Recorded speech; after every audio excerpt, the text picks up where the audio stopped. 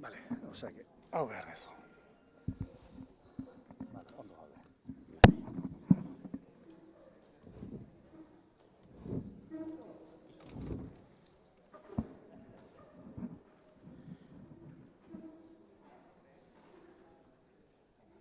Bai. Bueno, hasiko gara.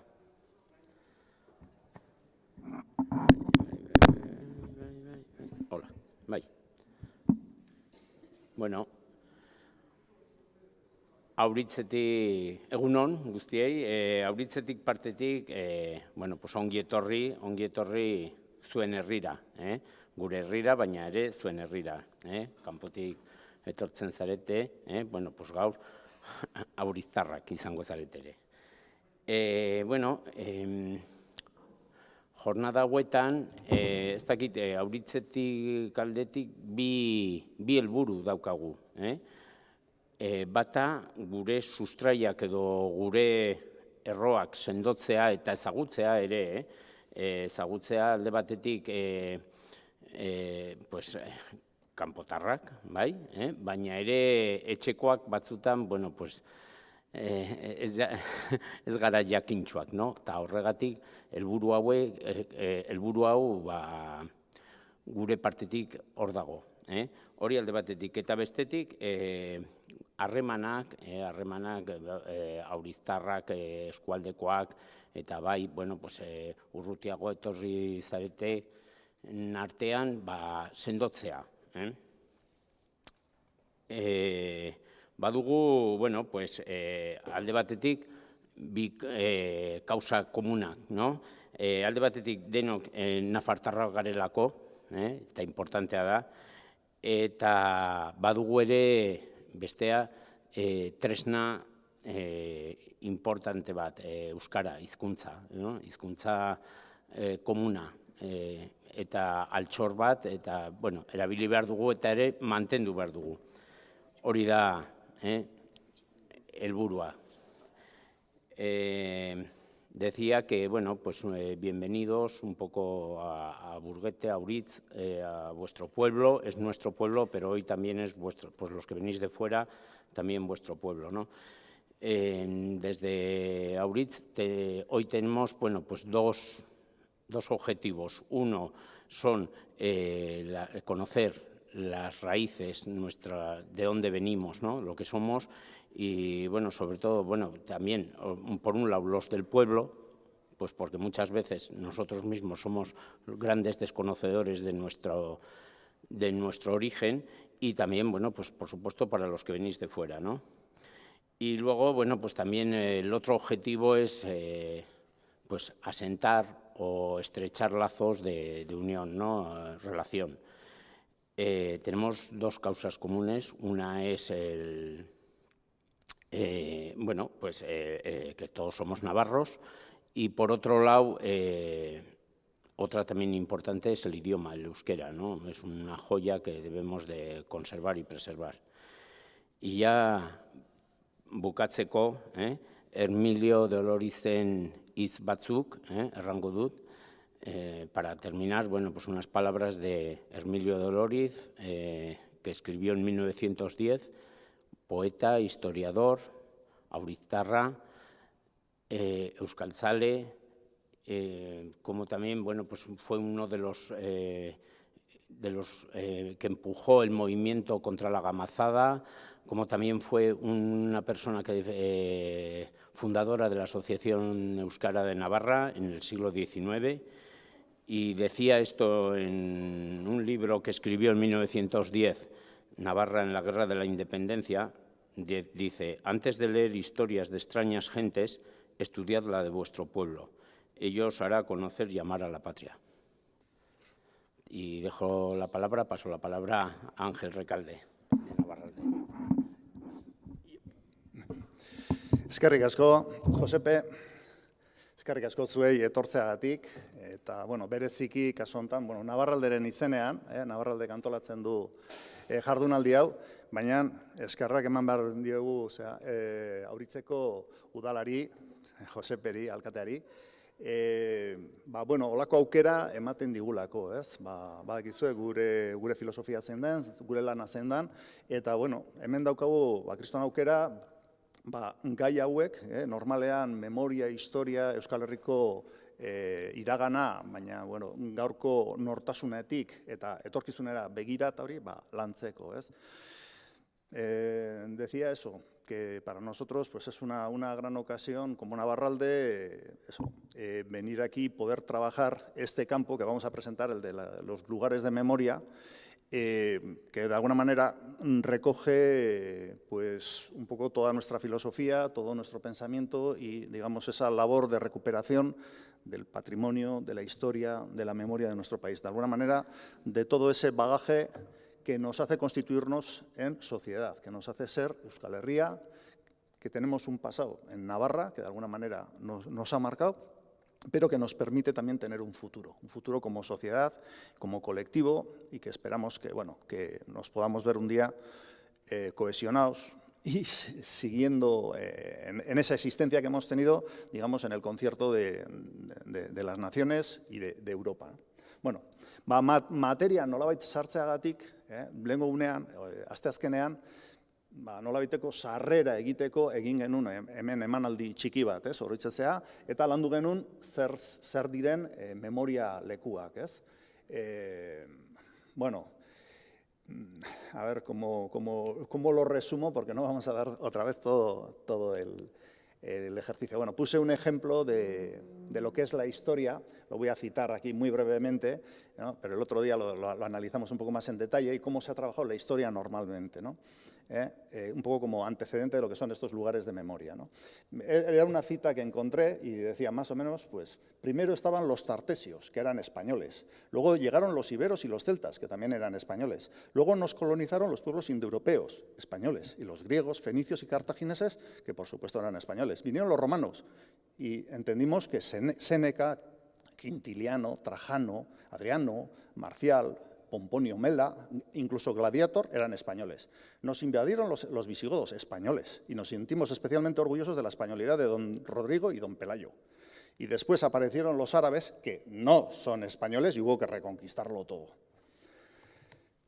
Eso es como nos han contado la historia, y todos hemos conocido. Eso era una cita, pero efectivamente es un poco grotesca, pero es como nos han contado una historia. La historia es la historia oficial, la historia de los estados, la historia del poder, que de alguna manera se ha institucionalizado para justificar, para que la gente aprendiera en qué país estaba en la actualidad, bajo qué poder, bajo qué instituciones y cómo se ha llegado a eso. De alguna manera, esa historia ha sido la oficial. Bueno, hace, digamos, 30 o 40 años, un historiador, Pierre Nora, se dio cuenta de que eso ya tenía bastante poco crédito y que estaban emergiendo otras realidades, estaban apareciendo otras subjetividades, pues digamos, pues los gay, las mujeres, los pueblos colonizados, los judíos que venían del Holocausto, etcétera, y que estos reclamaban no la historia del poder, sino la suya. Y entonces hizo un planteamiento diferente, es decir, ahí está la historia, pero están saliendo nuevas historias. Y ya no son oficiales, ya no son científicas, ya no son documentadas, sino que es su historia, es subjetiva. Y de alguna manera están diciendo, aquí estamos. Están muy vinculadas con la identidad. Esto es a lo que nos lleva, ¿no? Una historia muy vinculada a la identidad. Eso no quiere decir que no esté documentada y que no sea científica y que no esté justificada, sino que de alguna manera se hace desde otro punto de vista, ¿no? Y para eso propuso esta metodología, la de los lugares de memoria. Él definía los lugares de memoria como cualquier entidad significativa, es decir, que tenga un significado, de naturaleza material o no material, que por la voluntad humana o la obra del tiempo se haya convertido en un elemento simbólico del patrimonio mundial de cualquier comunidad.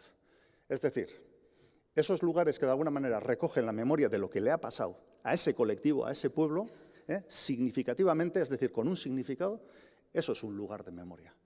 Y entonces nosotros hemos trabajado este campo de los lugares de memoria para que me entendáis, pues por ejemplo, lugar de memoria para nosotros por antonomasia es Guernica. Lo bombardearon, Picasso le hizo el cuadro, antes estaba el árbol de Guernica, la canción, es decir, ahí hay un significado que se remite a las libertades de este pueblo y luego a la barbarie que se comete contra las libertades de este pueblo, que es una referencia, dices, los vascos, Guernica. baina baita ere Orreaga. Orreaga da gure borroka bat, historikoa, eta hori, ze kontatu diguten? Berzio ofiziala. Guretzat zer dan? Beste, memoriaren beste esan nahi bat. Hor dago, nolabaiteko kontrasana, entre la historia oficial y la historia subjetiva, que es la memoria, ¿no? Para nosotros, Orreaga es el lugar de la batalla contra Carlomagno. Curiosamente, luego Xavier Irujo nos lo va a contar y va a decir cómo lo que son los lugares de memoria para los pueblos, para las naciones, para los vencidos, ¿no? El poder se encarga de desmontarlo. Y así, la batalla de Orreaga pierde su significado y ya no es de los vascones. No está muy claro dónde fue. Se le vacía totalmente de contenido. No fue una batalla, fue una escaramuza. O sea, todos los datos se desfiguran y se vacían, ¿no? Bueno, esta es un poco la polémica. A ver, para entenderlo desde otro punto de vista, hace unos días, a cuenta de esto, para presentar este tema, saqué un artículo y tal, y decía, a ver, vamos a ir a otro terreno, a Estados Unidos, para que nos situemos, ¿no? Joder, hemos estado la semana pasada todos pendientes del 20 aniversario del atentado contra las Torres Gemelas. Para nosotros Estados Unidos es eso, las Torres Gemelas, las historias de los indios y tal, bueno, la masacre que se ha cometido, la Estatua de la Libertad, Al Capone, lugares de memoria. Eso es para nosotros lo que nos define. Nosotros le conocemos y ante el mundo lo conocemos de esa manera. Como veis, eso está muy vinculado. No es la historia oficial científica documentada, es otra forma de abordar la historia, pero que permite acercarse mucho más allá, porque vas mucho más al terreno de la subjetividad y, sin embargo, está ahí, es objetivo, ¿no? Entonces, con esa idea, con la de los lugares de memoria, que está muy bien desarrollada por Pierre Nora y que de alguna manera, en principio, lo desarrollaron los estados cuando se dieron cuenta de que se les estaba yendo el tema de las manos, pero que luego hemos ido recogiendo los pueblos, en Cataluña, en Bretaña, en Escocia con la batalla esta de William Wallace, Braveheart, la película que hicieron y tal, esa manera de trabajar la historia desde esa perspectiva, pues nosotros también pensamos que tenemos que trabajar, ¿no? Y nos planteamos esto hace unos años, hicimos un congreso en Oñati y trabajamos ese tema, le trajimos a un experto que era Furió, Antoni Furió, sacamos este libro, os lo recomiendo, es un compendio de lo que se trató en Oñati, un trabajo muy, muy interesante, y luego esto lo llevamos a Tudela el año pasado, y hicimos lugares de memoria de Tudela y la Ribera. Y también sacamos, pues eso, una serie de episodios de la Ribera Navarra que nos permitía conocer la historia, la identidad, un poco lo que es la cultura, la tradición, un poco todo ese Euskal Sena que a pesar de todo se mantiene en la Ribera. Con esa idea hemos venido aquí, es lo que nos hemos planteado, y para trabajar, como os podéis imaginar, hay muchísimo más. O sea, no vamos a agotar el tema. Hemos traído a unos cuantos ponentes que en este momento, de alguna manera, están un poco en el candelero, pues como Choperena, Martínez Choperena, que nos va a hablar de las excavaciones que se están haciendo en Zaldúa, que se piensa que puede ser un vestigio de la presencia romana, la antigua ciudad de Iturisa puede ser. Tenemos a Pello Iraizoz, que nos va a tratar el tema de las estelas del cementerio, que es otra tradición del país que también está muy vinculado, pues, con la filosofía de la muerte y de la forma de honrar a los antepasados, etcétera. Le tenemos a Koldo Zuazo, que nos va a hablar también del euskera, que es otro tema que nos identifica, como muy bien has dicho. Digamos que hay una serie de temas, no vamos a agotarlo, pero nos vamos a acercar y de alguna manera vamos a dar un acercamiento, un principio. Nos gustaría que fuera mucho más, pero bueno, no se fue. Eta ez naiz gehiegi luzatuko, utziko dizkizuet hemen, ja, lehendabiziko ponenteekin, eta jungo ea ikusten, eta bueno, a ver ze egiten dugun. Eskerrik asko denei etortzeagatik, eta bueno, guazen hau, espero dut hau ulertzea, ez dakit igual teoriko egi ez izatea, baina ondo izan, eta eskerrik asko.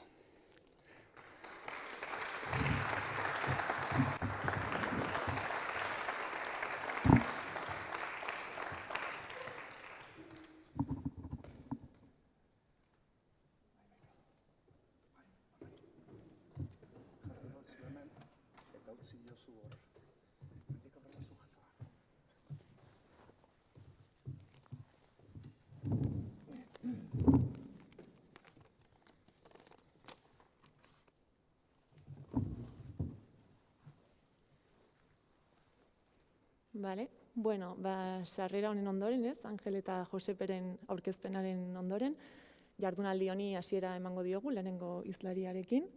Vamos a dar inicio, ¿no?, a esta jornada y el primer ponente será Juan Mari Martínez Txoperena.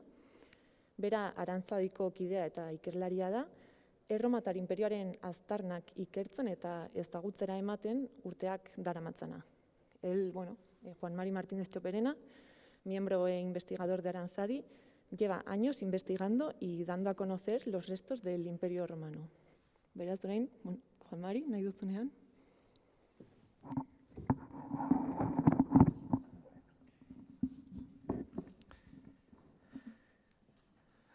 Vamos a ver, buenos días, gracias por la presentación.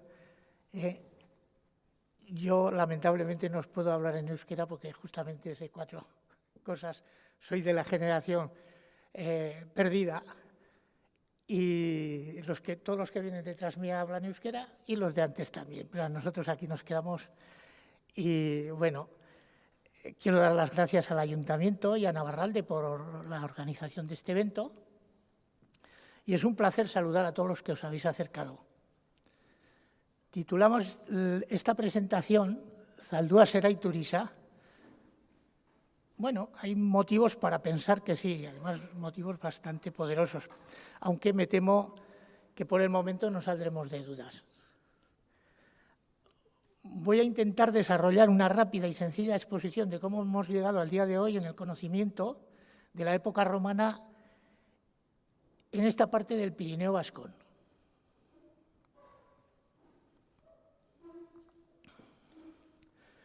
Bueno, fue en agosto de 1982 cuando encontré los primeros indicios que pude identificar como restos de urnas cinerarias. Comunicado esto en el Museo de Navarra, esta necrópolis, que de eso se trataba, la excavó María Jesús Pérez y Mercedes Unzu en 1986, 87, 88 y 89. Las mismas arqueólogas continuaron con la necrópolis de Otegi en 1989, 90 y 94. En esta época se sembraba patata con intermitencia de 1 año para frenar la expansión del escarabajo patatero. Y de esta manera la lluvia lavaba la tierra de todos estos campos y dejaba visibles materiales, sobre todo cerámicos y metálicos.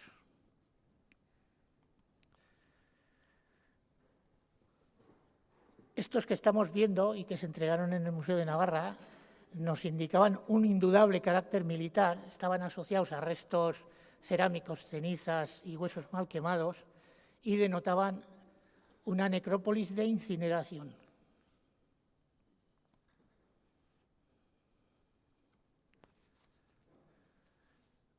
Después de 26 años viendo megalitos por estos montes, fue el 28 de agosto de 2011 cuando tropecé con los miliarios de Mugarriluce, que en ese momento los denominamos de Asíbar por ser el topónimo genérico de toda esa ladera.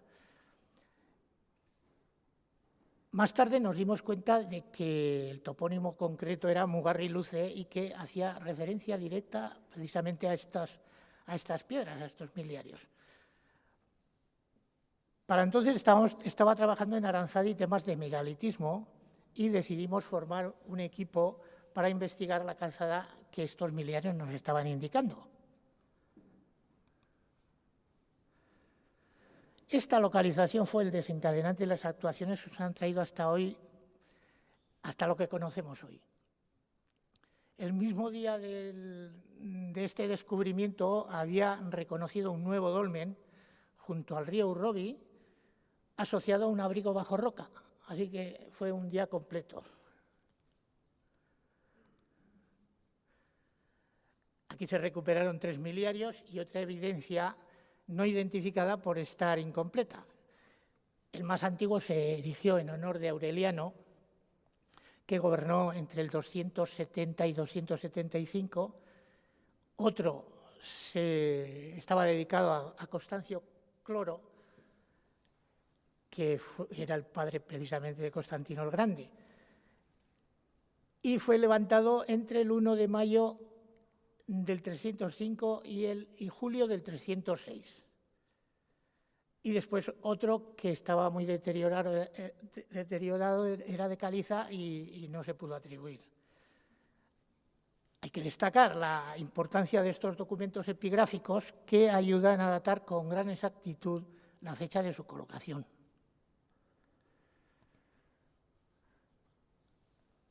Como hemos visto, en 2012 se realizaron 6 sondeos. 5 fueron en término de Burguete, de Auriz Burguete, y otro en Auriz-Berri Espinal. Todos fueron positivos, facilitándonos suficientes evidencias como para garantizarnos un buen trabajo. Este año se realizó la prospección magnética de la fotografía izquierda, sucediéndole otras campañas con diferentes técnicas como la geoarqueología, resistibilidad eléctrica, georradar, fotogrametría, etc. El resultado fue la impresionante fotografía con la trama urbana de la prospección geomagnética y, como primera consecuencia, la tesis doctoral de la hoy doctora Quiñe García.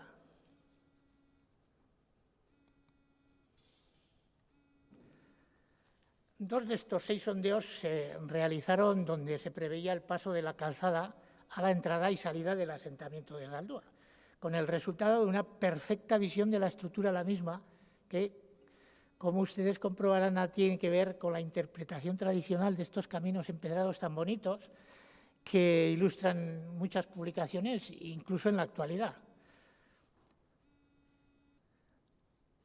Por medio de la geoarqueología se consiguió una muestra perteneciente a una hoguera bajo el afirmado de la calzada. Analizada por el carbono 14, dio una datación que sitúa su construcción al borde del cambio de era. Los otros 4 nos dieron una vista previa de la potencialidad del yacimiento con diferentes registros arqueológicos, todos romanos y de gran calidad. Fue una campaña de grandes emociones y gran ilusión. Estuvimos ayudados por un equipo venido de Piacenza, en la Emilia-Romagna italiana, por medio de un programa de intercambio internacional para mayores de 50 años y financiado por la Unión Europea.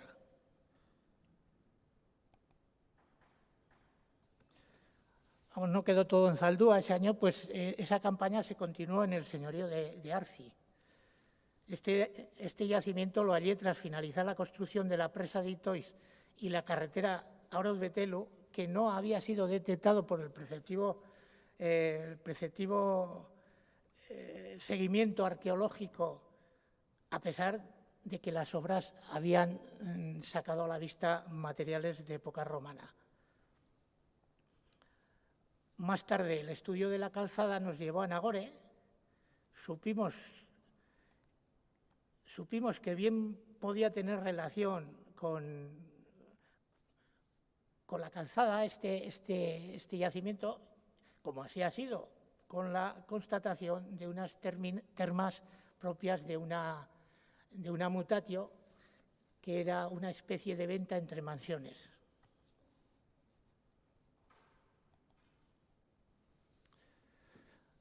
Mientras, Rafael Zubiría y quien les habla seguíamos investigando el recorrido por el barranco de Luzaide y fuimos recopilando evidencias de su evolución hasta reconocer todo su recorrido, a veces interrumpidos por la carretera actual y a veces cubiertos por una vegetación que hacía imposible el avanzar si no era con el machete, que era de la única manera que conseguíamos pasar. Tenemos que agradecer las indicaciones de Isaac Moreno Gallo, el gran especialista, que en varias visitas recorrió con nosotros parte de este recorrido, de este itinerario. De esta manera fuimos documentando el recorrido con algunas evidencias espectaculares. Aunque la evolución de este camino hasta la construcción de la carretera del siglo XIX ha sido brutal, sobre todo en los torrentes y su entorno, con la desaparición total de toda evidencia que no sean las verticales en roca.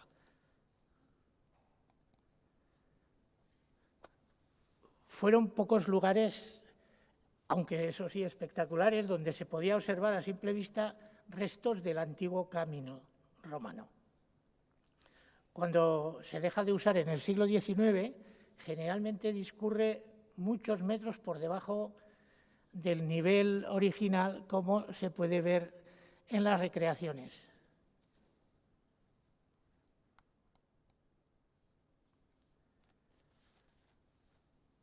Si no me equivoco, el 4 de julio del 2014 hubo una fenomenal tormenta que arrasó el barranco llevándose por delante depósitos seculares. Lo mismo que hizo en el Valle de Baigorri y el Valle de Baztán. Es un desastre, pero esto facilitó la limpieza en la cimentación del estribo sur de un puente y dejó a la vista los sillares almohadillados reutilizados en la cercana Tajea de la carretera inaugurada en 1881. En la fotografía se aprecian muy bien unos de soga y otros de tizón, pero aquí los colocaron como mejor les vino, claro.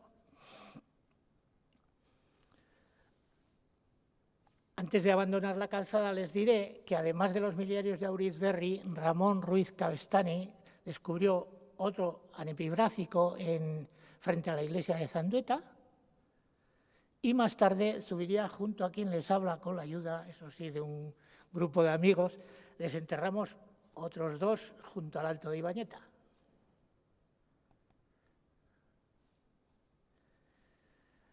Bueno, llegado a este punto, dejamos la calzada y volvemos al yacimiento de Zaldúa. Intentaremos explicar algo de lo que está ocurriendo. En primer lugar, decir que nosotros denominamos al yacimiento con el topónimo actual de Zaldúa, aunque eso sí se viene reduciendo desde la excavación de la necrópolis de Atabalsa y Otegi, y esto es por la sencilla razón de que todavía no existe prueba definitiva alguna para esta denominación. En segundo lugar, en 2013, Aranzadi formalizó un acuerdo de colaboración con el Museo Arqueológico de Londres, más conocido por sus iniciales de Mola, con la finalidad de formar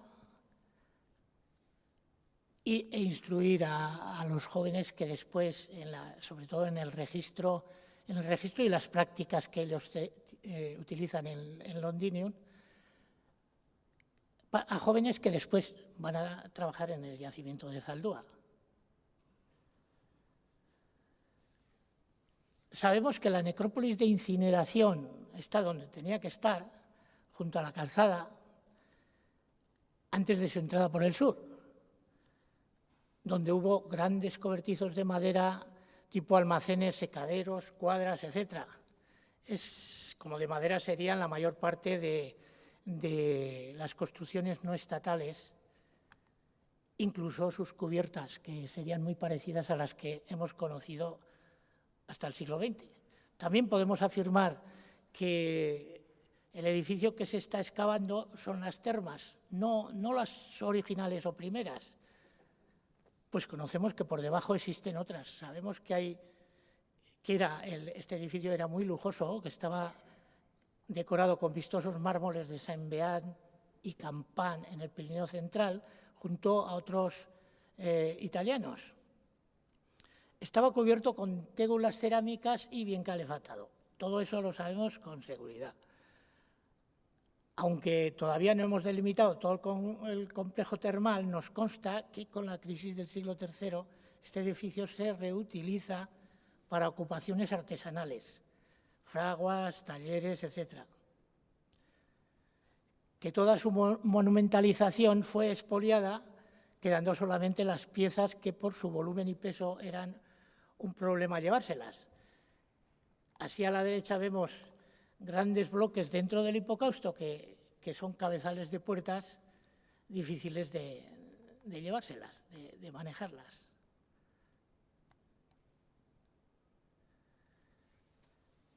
Constatamos fragmentos de bronce de probable escultura monumental, además de fíbulas, colgantes, apliques mobiliares, perdón, y infinidad de clavos de todo tipo. El hallazgo de un sello de oro con una preciosa representación de la diosa Fortuna, junto con monedas, amuletos, fichas y dados de juego, en una sala que tuvo suelo de madera, nos indicó que bien pudiera ser el vestuario Apoditerium, donde con más facilidad se podían perder por las rendijas estos elementos. También nos está diciendo que lo utilizaban las clases altas, puesto que solo éstas tenían acceso a estos bienes, lo que no quiere decir que no se utilizará por el resto de la población. Cuando llega la crisis del siglo III y el imperio no puede sostener estos servicios públicos, existe constancia del desmontado de los programas decorativos y su aprovechamiento en otros menesteres. En las fotografías superiores vemos la reutilización de molduras marmóreas en viviendas posteriores a la fase monumental e incluso en la construcción de muros aparecen placas de mármol de la decoración de las termas. La abundancia numismática parecida nos facilita una secuencia temporal ininterrumpida desde el cambio de era hasta su abandono en la segunda mitad del siglo IV. La existencia de fraguas está documentada en varios lugares con aparición de escorias de hierro, restos de fundición de bronce y plomo, y esto con el antiguo topónimo Jaureguiarostegui también nos asegura el asentamiento de artesanos que por lógica tenía que ser muy abundante y variado para poder atender las necesidades de tan importante paso, claro.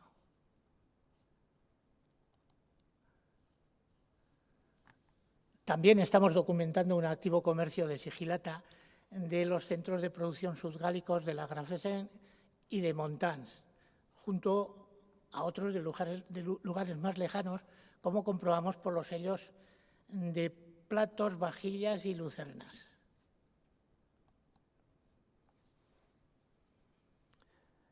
Como también de terra sigilata hispánica de Tricio, de donde se habían desplazado alfareros a Zaldúa para instalar un taller, y podemos asegurar la existencia de una oficina o alfar de producción de distintas formas de terra sigilata hispánica por los restos de moldes que se van recuperando en los rellenos de la última fase. Nadie puede dudar que el clima es un serio condicionante para la conservación de elementos como los mosaicos. Aquí aparecen, pero destruidos y reutilizados como recebo de las últimas soleras. Bien, es verdad que profundizando hasta la fase fundacional es posible que aparezcan en mejor estado.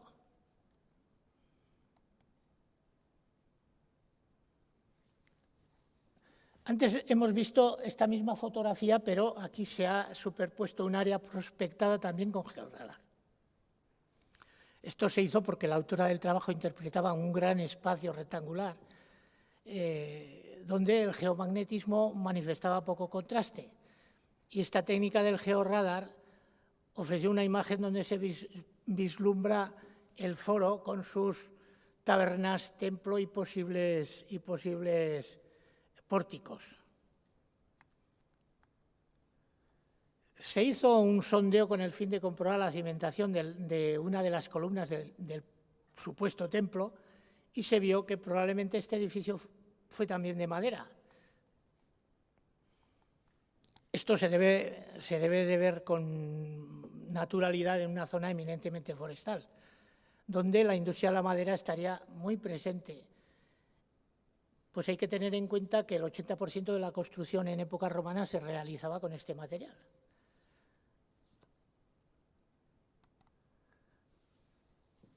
Otro de los trabajos que hacemos, además de excavar, es la prospección en la comarca, y esto nos ha permitido reconocer una calzada minera al Coto de Changoa, que lo ven ustedes en azul en el mapa. Parte de la vía Astorga-Burdeos a la altura de Auriz de Lauriz actual y pasando junto a la fábrica de municiones de Orbaizeta alcanza Changoa. Se trata de una primicia a punto de publicarse. Bueno, la naturaleza oculta con rapidez estos trabajos romanos, pero los conserva con esmero. Y así han llegado hasta nosotros las pruebas de este camino minero. Y ya tenemos mucha información, pero somos conscientes que Zaldúa guarda muchísima más que desconocemos, como la localización del cementerio cristiano, que nos podía facilitar epigrafía, que nos ayuda a reducir este yacimiento. Al menos se ha entreabierto una puerta y esperamos que no se cierre. Antes de terminar, si alguien no conoce los miliarios y le gustaría verlos, les diré que están expuestos en el hall de la Casa del Concejo de Aurisberri, Espinal, y que se pueden visitar a cualquier hora, además de otro dedicado a Galerio, que se encontró casi en el Alto de Ibañeta, y este se encuentra en el espacio expositivo de Luzaide. Ha sido un placer poder informar, aunque sea de manera muy resumida, los trabajos que en cierto modo han cambiado la forma de ver la época romana en este territorio y que en poco tiempo cambiará mucho más. Reitero las gracias al Ayuntamiento de La Villa por la ayuda y buena disposición a lo largo de todo el tiempo que llevamos trabajando, a la sociedad Robi, propietaria de la finca, y a todos los voluntarios que están colaborando con nosotros en las excavaciones desinteresadamente. A continuación, si alguien tiene alguna pregunta o aclaración que hacer, gustosamente responderemos, si podemos.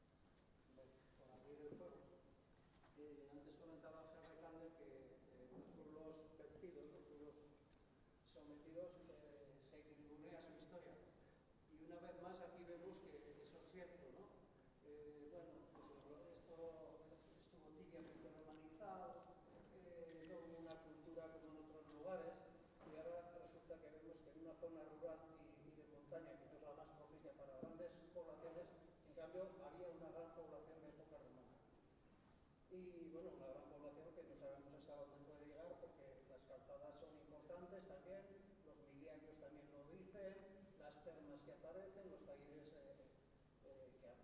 aparecen, las minas que flotan. Entonces dices, este pueblo no ha sido una poca cosa nunca. Lo que pasa es que parece que la historiografía española siempre se ha empeñado en que somos cuatro pelados vestidos con files y harapos y poco más. Bueno, no solo la historiografía española ha contribuido fuertemente a eso, sino también nosotros mismos, por decirlo de alguna manera, porque aquí la visión esa romántica del vascón aislado y todo no caía del todo mal. Incluso algunos hoy en día te suelen decir, joder, ¿por qué os preocupáis tanto de la cultura romana y tal y cual?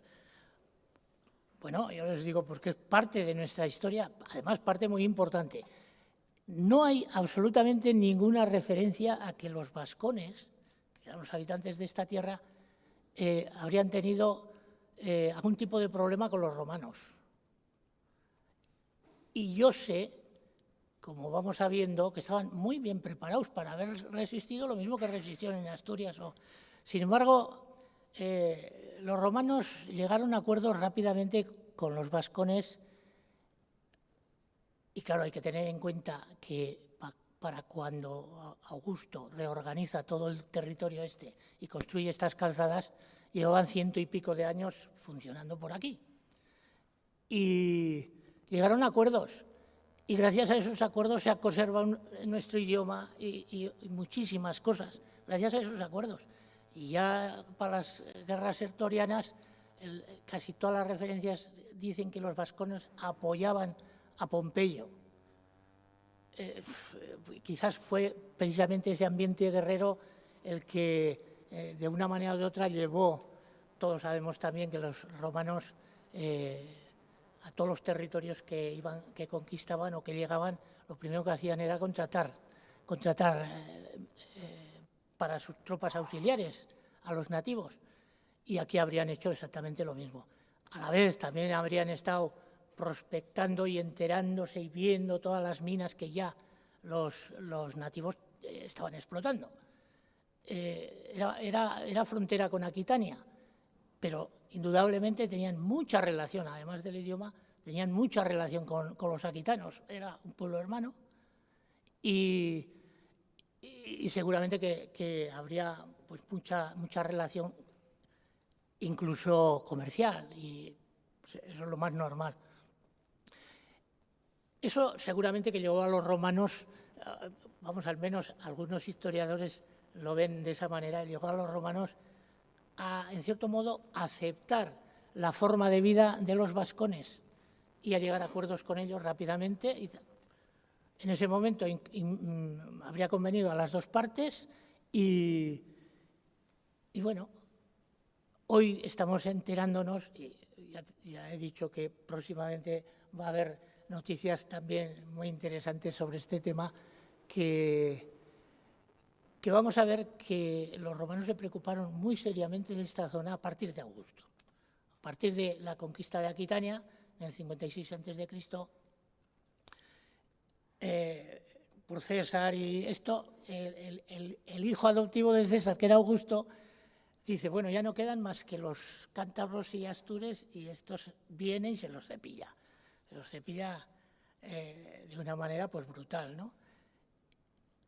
Inmediatamente conseguiron muchísimas minas como las médulas y las minas asturianas, gallegas y portuguesas de oro y claro, tiene un poderío económico y reorganiza el territorio. Lo primero que hace son calzadas. Se las Astorga Burdeos, ya la Tarraco-Yaso seguramente que estaría construida al menos hasta las inmediaciones de Pamplona. Y aquí tenemos una calzada, la que sube por el Valle de Arce, que no está documentada en ningún itinerario, eso es una señal clara que desde Augusto pues reorganiza todo ese sistema, y partiendo de la Tarraco-Yaso, que pasaría por Villaveta, pues proyecta una calzada para unir con la Astorga Burdeos, que también la estaban construyendo. O sea que fue un momento histórico seguramente de una actividad frenética, porque ya no solo eran las calzadas las que se estaban construyendo. Con toda seguridad hace un distrito minero, donde engloba todas las minas de los Tarbeli, de los aquitanos, y que seguramente ocuparía todo la zona de mineralización que va desde Irún hasta Aezkoa. Y claro, aquí hubo una movida, pero fenomenal, en todos los sentidos. Claro, habría habido mucho trabajo y tal y cual. Y bueno, pues ese es el resultado de lo que estamos viendo. Entonces, cuando lees a Baroja y a algunos que todavía insisten con el vascón pastor aislado en el Pirineo y tal y cual, pues te dan ganas de reír, pero bueno, hoy no es que metieran la pata, sino que era el ambiente decimonónico, del romanticismo y de tal cual. Ahora pues está viendo que Guipúzcoa estaba tan romanizada seguramente que cualquier otra zona, y el norte de Navarra, bueno, no te cuento. Se encontrarán muchos vestigios en Aezkoa, en Salazar y en Roncal, y en todos los sitios se van a encontrar. Como sea. El problema es que primero no se ha buscado. Nunca se ha hecho un seguimiento cuando en un pueblo se ha derribado una casa y se ha construido otro edificio, un seguimiento si en el subsuelo quedan restos. No, o sea, hay ejemplos como el de Vera, que fueron encontrando al excavar un canal para una hidroeléctrica, se encontraron pues alrededor, algunos dicen que 400 y tal, no en un escondrijo que alguien había ocultado, sino, como decía el capuchino, pues a lo hondo y a lo ancho y a lo hondo.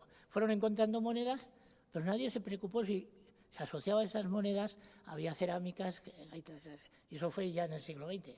Pero bueno, tampoco es pedir, hay que pedir peras al olmo, ¿no? Es lo que había, y sin embargo, pues pasó a los libros, sobre todo por los capuchinos y Caro Baroja y tal. Hoy se conservan, al menos los capuchinos conservan 14, y todas son de la época esa, desde el cambio de era hasta el siglo II, más o menos. Nosotros que hemos estado estudiando y buscando evidencias de la Tarracollaso y tal y cual, pues hemos encontrado otras calzadas también mineras, además espectaculares, absolutamente espectaculares. Se va a publicar próximamente y claro, sí, y eso nos lleva a pensar que Echalar, Vera, Lesaca, todos los pueblos que eran eminentemente mineros fueron precisamente de esa época, de la época romana. Bueno, y creo que ya me he pasado, o sea que...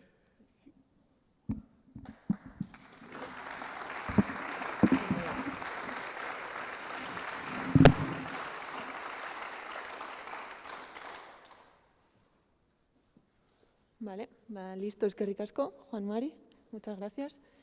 Eta hurrengoa Koldo Zuazo izango da.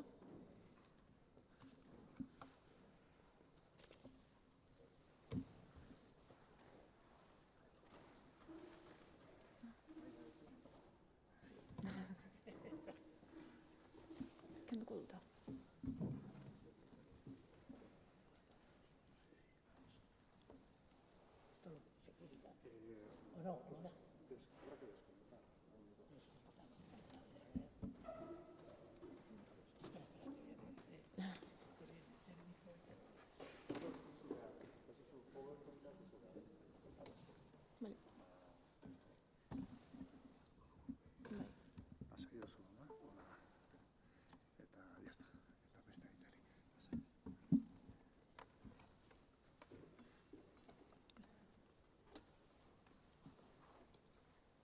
Pasa. Kaixo, egunon. Bueno, Koldo Zuazo, bera EHUko irakaslea da, hizkuntzalari eta euskaltzaindiaren urgazlea. 2003an euskalkiei buruzko ikuspegi oso eta berri bat zekarren liburua idatzi zuen, ordura arteko Bonaparteren eta Azkueren sailkapenak gaindituz, eta handik aurrera azpi euskalkiak eta hizkerak lantzen jarraitu du, bai eta euskalkien sorreren hipotesiak ere. Como decía, Koldo es profesor de la UPV, lingüista y ayudante de euskaltzaindia. En 2003 escribió un libro con una visión completa y novedosa de los euskalkis del euskera, superando las clasificaciones que estaban hasta entonces de Bonaparte y Azkue, y a partir de ese momento ha seguido trabajando los azpi euskalkiak, subdialectos, ¿no? Y lenguajes, así como las hipótesis de dónde provienen. Eta gaurkoan Pirinioetako hizkuntzari buruz hitz egingo diguzu. Bueno, zuretzat. Bueno, egunon, buenos días. Mi charla va a ser íntegramente en euskera, aviso. Pirinioetako euskara, Nafarroako alderditik ezaguna da, hasi Bortzirietan eta Erronkari bitartean. Zaritzun eta Erronkarien euskara galduta dago, baina galdu aurretik egin ziren grabazioak eta ibilita jentea hori aztertzen eta gaur egun badaukagu ezagutzeko aukera. Aldiz, iparraldeko euskara oso ez ezaguna da, eta orain dela 8 urte, 2013an, pentsatu nuen hara joatea. Ezin nuen iparralde osoa ezagutu, orduan aukeratu nituen hiru gune. Bat, Mendebalean, Sara, beste bat erdigunean Baigorri, eta hirugarrena ekialdean Barkoxe. Saran 6 hilabete egon nintzen bizitzen, hemen Baigorrin 5 eta oai Barkoxe nago. Ordu erdi batean gauza askorik ezin dut azaldu eta hiru gai ikutuko ditut. Lehenengua da Pirineoetan, bai iparraldean eta bai hegoaldean, bi eremu nabari diala. Ipar Euskal Herrian alde batetik dago Zuberoa, eta beste alde batetik Lapurdi eta Nafarroa berea. Lapurdi eta Nafarroa bereko euskera antzekoa da. Aldatu egiten da, Saratik eta Garrasira aldatu egiten da, ez da berdina, baina egitura berekoa bada. Eta aldiz Zuberoa ikusten da beste mundu bat, dela eta izan dela.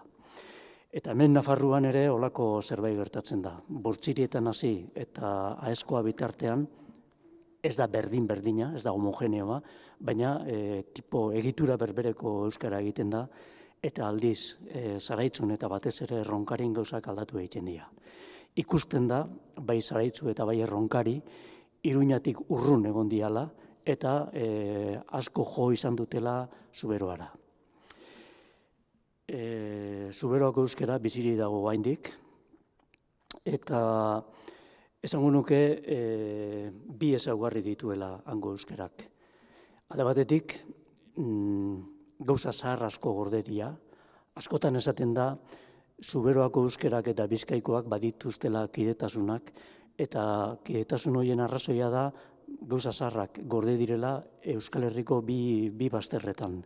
Orduan, berrikuntzak egin dira, behar bada Iruñatik sortutako innovazioak izan dira, eta innovazio horiek ez dira heldu ez Zuberoara eta ez ere Bizkaira eta Arabara. Eta garai batian Erronkarira eta Zaraitzura ere ez. Adibide bat jarriko dut, gaur egun Zuberoan esaten da ekarten, Euskal Herri gehienean esaten da ekartzen, Zuberoan esaten da jarten, Euskal Herri gehienean esaten da jartzen, Zuberoan esaten da ebilten, Euskal Herri gehienean esaten da ibiltzen, eta gauza da Bizkaian ere berdin esaten dela. Bizkaian ere ekarten, jarten eta ibilten esaten dira. Orduan hori da gauza zahar bat Euskal Herriko bi bazter horietan gorde dena. Baina aldi berean, bai Bizkaian eta bai Zuberoan gauza berria sortu dira. Orduan erdigunetik aparte ibili dira, euren kasa asmatu dituzte gauzak, esate baterako, ez naiz hemen adibide mordo bat ez ditut emango, baina ikusteko gauza zelandian, adibide bat erakutsiko dut, Zuberoan hau ditongoa ai egin da. Esate baterako, auzoa esateko, Zuberoan aizua esaten da, gauza, gaiza, gaua, gaia, eta gauza bera gertatzen zen Erronkarin. Lehen esan dut, Erronkari eta Zaraitzu Zuberora begira ibili diala, eta hor daukagu adibide bat, ezta? Zaraitzun ez, eta hori gertatu, baina Erronkarin bai. Han ere, hau ditongoa ai egin zen. Hori da, orduan, Pirineoak erakusten duten lehen gertakaria. Orduan, Ipar Euskal Herrian, Lapurdi eta Nafarroa eremu bat osatzen dute, Zuberoak beste bat, eta Pirineoen hegoaldean, Bortziretatik Aezkoara bitartean eremu bat dago, eta Zaraitzu eta Erronkari beste eremu bat da. Bigarren gauza ikusten dena da, gaur egun administrazio muga, hizkuntza muga ere gertatzen ari dela. Hori ikusi nuen ondo Saran bizi nintzenean, ez dakit Sara ezagutzen duzuen, Sara eta Zugarramurdi elkarren ondoan daude, eta Sarako adineko jenteak egiten zuen euskera, egiten duen euskera, eta Zugarramurdiko adine handiko jenteak egiten duen euskera berdina da. Diferentziak izaten dira, Saratarrak ahoskatzen dutela, eta Zugarramurdikoek ez. Orduan ikusten da, olako detaile txiki batzuengatik ikusten da norden Sarakoa eta norden Zugarramurdikoa edo Urdazubikoa.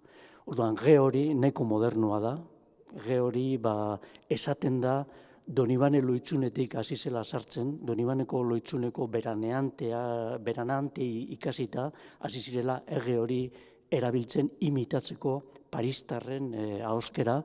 Sarara dudarik gabe beranduago helduko zen, gaur egun denek egiten dute ege hori, baina Zugarramurdira eta Urdazubira ez da heldu.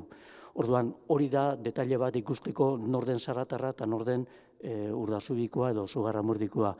Baina olako gauza txiki batzuk kenduta, bestela etxara konturatzen norden Zarakoa eta norden Zugarramurdikoa.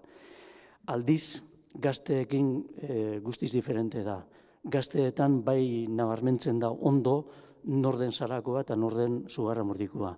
Zugarramurdiarrak Nafarroara begira, Hego Euskal Herri begira eta Espainiara begira bizi dira, eta Zarako gaztiak iparraldeari begira, Frantziari begira bizi dira. Frantsesaren eragina Zaran oso nabarmena da gazteen artean, eta gauza bera gertatzen da Zugarramurdin eta Urdazubin, han gaztelaniaren eragina oso nabarmena da. Hemen, Baigorrin izan nintzenean, hemen 5 hilabete naiz bizitzen, gauza bera ikusi nuen Luzaiden. Luzaideko adineko euskera entzuten duzunean, eta Garazikoa entzuten duzunean esaten duzu oso antzekoa dela. Hemen ere detaileak izaten dira desberdintzen dituztenak. Esate baterako ge hori. Garaziko arnegin esate baterako ge hori egiten da, eta Luzaiden normalean ez da holakorik gertatzen. Baina holako gauza txiki batzuk kenduta, Garaziko adineko jenteak eta Luzaideko adineko jenteak egiten duten euskera berdintsua da. Aldiz, gazten artean gauzak nabarmen diferente dira. Batetik, Luzaiden euskera asko ari da galtzen gazteen artean, gaztelania ari da zabaltzen, eta euskaraz egiten dutenean ere ikusten da hegoaldeko euskara bat egiten dutela. Aldiz, Garaziko gazteek egiten dutena, iparraldeari begira ari dira, Frantziara begira ari dira. Orduan, problema bat daukagu hemen, eta etorkizunari begira izan daiteke problema hau handiagoa, eta da hizkuntzaren muga administratiboa, hizkuntza muga ere gerta daitekeela. Egia da, euskara batuak indar bat egiten ari dela euskararen kohesioari begira. Badira hainbat hitz, badira hainbat egitura, euskaldun guztiok berdin esaten ditugunak. Esate baterako gaur egun nik esango nuke euskaldun gehienok dakigula zer den ulertu hitza. Orain dela 50 urte ulertu hitza ia inorketzuen erabiltzen zuten eta erabiltzen da Bizkaiko oso mendebalean, Uribe Kosta, Txorierri, oso leku gutxitan erabiltzen da ulertu hitza, erabiltzen zen ulertu hitza. Gaur egun euskaldun gehienok badakigu eta erabiltzen dugu ulertu, ezta? Beste adibide bat izan daiteke helburu. Helburu hitza hitz berri bada, hitz horrek ere izango ditu 61 urte, euskara batuarekin zabaldu den hitza da, eta gaur egun nik uste dut gutariko gehienok dakigula zer den helburu, zer den helbide, zer den helmuga, hitz horiek berria dira, eta euskaldun, ez dut esango euskaldun guztiok, baina euskaldun denok ezagutzen ditugu eta erabiltzen ditugu. Edo beste adibide bat nahi baduzue, adibidez. Adibidez hitza etzen existitzen lehen, berria da, 61 urte izango ditu, eta gaur egun gutariko gehienok ulertzen dugu eta erabiltzen dugu adibidez bezalakoak.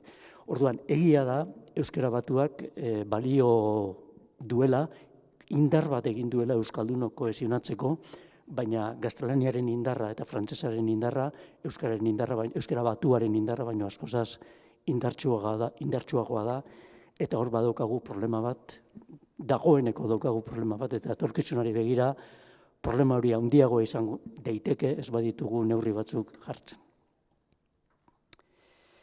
Bueno, eta hirugarrena da, eta lasterkari naiz, denbora gutxi daukagulako. Hirugarren gauza ikusten dudana da, bai Pirineoen hegoaldean eta bai Pirineoen iparraldean, ez dakigula euskara hau nola erabili. Edo euskara honen inguruan iritzi bastante raroak entzuten dira. Batzuek esaten dute euskara batua plastikozkoa dela, euskara batua artifiziala dela, euskara batua laboratorioko hizkuntza badala. Beste batzuek esaten dute dialekto bat dela jente basatiaren mintzamoldea. Dialektoak, euskalkiak erabiltzen dituztela eskolarik ez duten jenteak. Badira Euskal Herri honetan persona asko esaten dutenak ika, toka eta noka, horiek ere jente basatiaren mintzamoldeak direla. Errespetu falta erakusten dutela.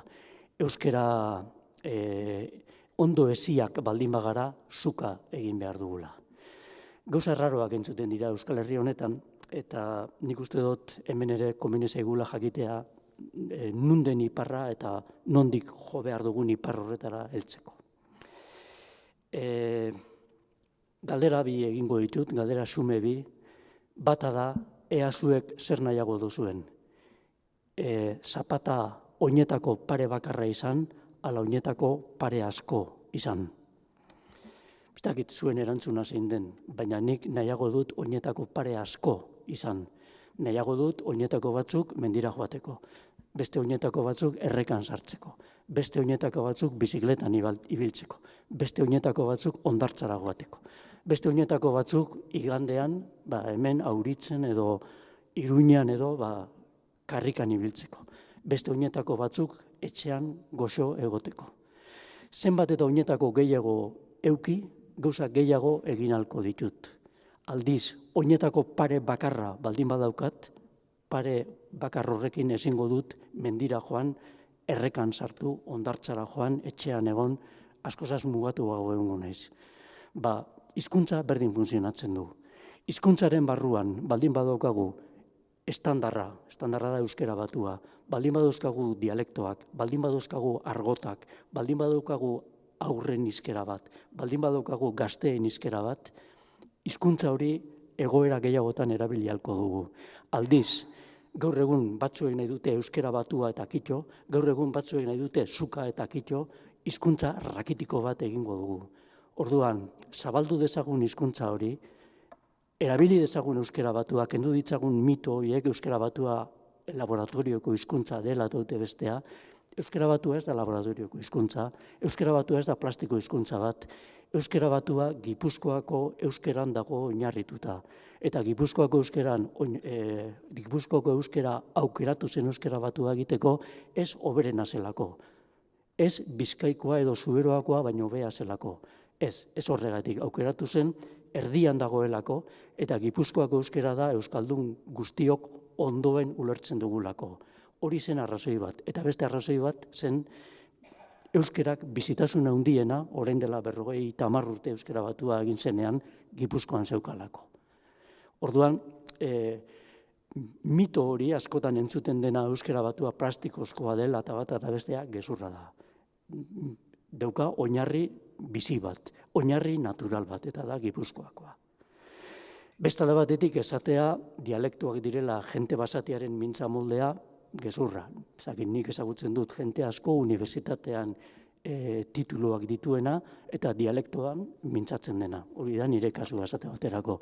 Eibartarra naiz, Eibarko euskeran mintzatzen dut, Baigorrin bizi izan naizen denporan Baigorrikoa mintzatu dut, orain Barkosen bizi naiz, hango euskera ari naiz ikasten, hango euskera ikasten dut hango jentearekin errezago komunikatzeko, ez dut uste nire burua basatitzat eta holako eziketa gutxiko personatzat. Badago beste galdera bat, bigarrena, eta bigarren galdera da zuen ustez zein den oinetako pare egokiena. Askotan esaten da euskerarik ederrena Axularrena dela.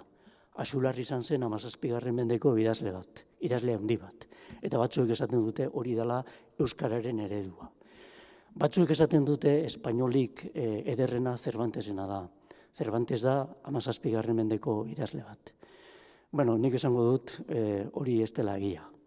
Cervantesen gaztelania ona da, Axularren euskera ona zen, baina oinetakoekin gertatzen dena da, oinetakoekin gertatzen da hizkuntza munduan ere.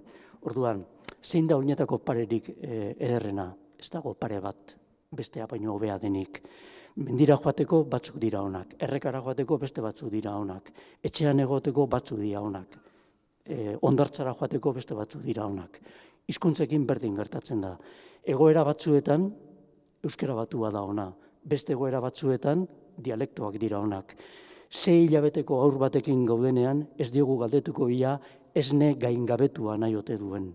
Eibarren 6 hilabeteko ume bati esnea nahi duen galdetzeko nene hitza erabiltzen dugu. Ogia nahi ote duen galdetzeko papa hitza erabiltzen dugu. Orduan, aurrendako, 6 hilabeteko aurrendako badago hiztegi berezi bat. Ez dakit hemen auritzen ze hitz erabiliko dian, baina badago esate baterako bat, Euskal Herri osoan erabili dena eta erabiltzen dena, eta da txitsi. Aur bati ez diogu galdetzen, 6 hilabeteko aur bati ia haragia bere puntuan nahi duen. 6 hilabeteko aurre bati esaten dioguna da ia txitsi nahi ote duen. Orduan, aur txikiekin badaukagu hizkuntza berezi bat. Gazteekin gaudenean baditugu beste hitz batzuk. Badaude argotak, ez? Ezagun, abokatuek badituzte euren hitz bereziak, erakasleek badituzte euren hitz bereziak, ikasleek ere bai. Orduan, egoera bakoitzean erabiltzen dugu hizkera jakin bat. Eta uste dut, etorkizuna hortik jo behar duguela. Orduan, kendu ditzagun mito horiek, toka txarra dela, noka txarra dela, denok zuk erabili behar dugula, kendu dezagun euskara batua plastikozkoa dela, kendu dezagun dialektoak jente asilbestratuaren hizkerak diala, eta egin dezagun euskara tokatzen dena, tokatzen den lekuan. Bueno, hori zen laburki esan nahi nuena, nego duzue galderaren bat egin, hemen hau.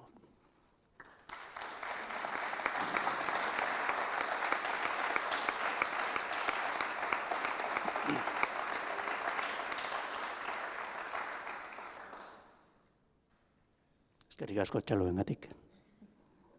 Bai.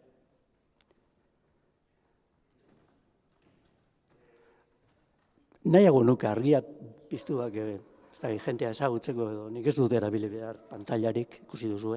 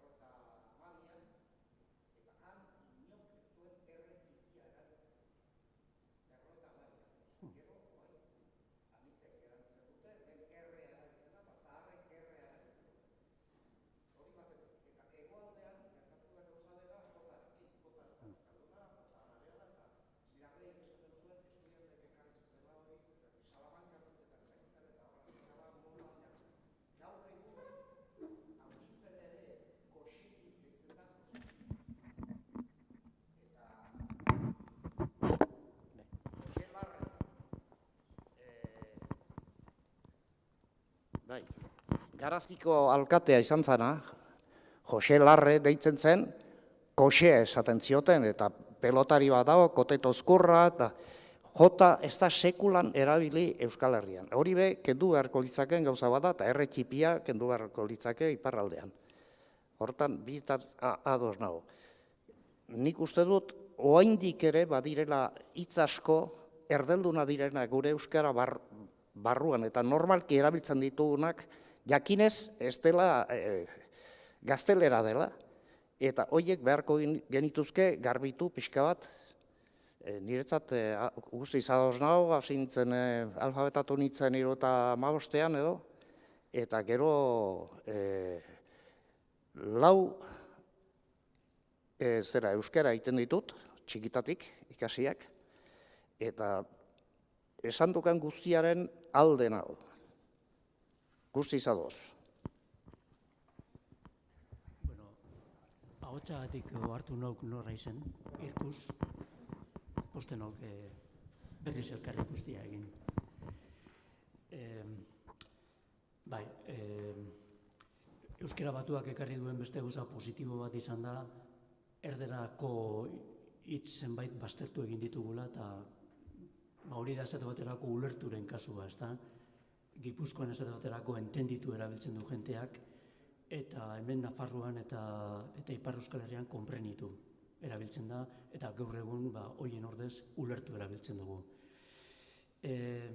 Bada nozio bat ahaztu egin zaite esatea, eta hori ere nahi dut argitu. Askotan ez dugula ulertu zer den Euskara Batua. Pentsatzen dugu Euskara Batua dela Gipuzkoan bezala leku guztietan hitz egitea. Eta pentsatzen dugu Euskara Batua dela uniformizazio erabatekoa. Gauzak ez dira horrela. Uniformizazio edo batasun erabateko hori ortografian bai, bada, baina gero aditzean ere bada, baina gero badaude beste esparru batzuk libre utzi dianak. Esate baterako bat da hitzena, hiztegiarena. Jakin behar dugu hitz guztiak, euskal hitz guztiak Euskara Batua direla. Orduan, etorri Euskara Batua da, baina jin ere Euskara Batua da. Udazkena Euskara Batua da, baina larrazkena ere Euskara Batua da. Errota Euskara Batua da, baina eilera ere Euskara Batua da. Eta sarritan gertatzen da, nik hemen Baigorrin ikusi dut, Baigorrin gainera garai honetan ikastolek antolatzen dute bric-brac edo olako merkatu bada, eta karteletan, afitxetan, beti jartzen zuten, behintzat ni hor egon nintzen 3 urteetan, bric-brac hori egingo zela irailaren 23an edo 24an edo dena dalakoan, ezta? Eta esaten duzu, iraila, egia da Euskara Baturako hitz hori aukeratu dela, bai, baina iraila aukeratu da 7 herrialdetako euskaldunok elkar ulertzeko. Iraila aukeratu da Ameriketako euskaldunak, edo Barcelonako euskaldunak, edo Bordeleko euskaldunak elkar ulertzeko. Baina egiten dugunean afitxa bat, kartel bat, Baigorri inguruko jentearen dako, ze azoka horretan hango jentea bakarrik hartzen du parte, nik uste dut zentzuzkoa dela bertako hitzak erabiltzea baldin eta euskarazkoa badira. Eta Baigorrin eta Lapurdin eta Nafarroa berean iraila esateko buruila erabili izan da eta erabiltzen da. Eta buruila hitz euskalduna da. Eta buruila Euskara Batua da. Berriro esango dut, euskal hitz guztiak Euskara Batua dira. Eta nik uste dut irakaslek ere hori jakin behar dutela, ze askotan aurra joaten dira ikastolara eta Garraldako institutuan esate baterako Euskara Batua erakutsi behar da, ados. Baina Garralda ez da Tolosa, Garralda da. Eta Garraldan badire hitz batzuk han inguruan erabiltzen direnak. Iruditzen zait Garraldan ere udazkena esan ordez larrazkena esango dela. Eta larrazkena hitz euskalduna da. Eta larrazkena Euskara Batua da. Eta hor badaukagu informazio oker bat. Gauza bera gertatzen da sintasian.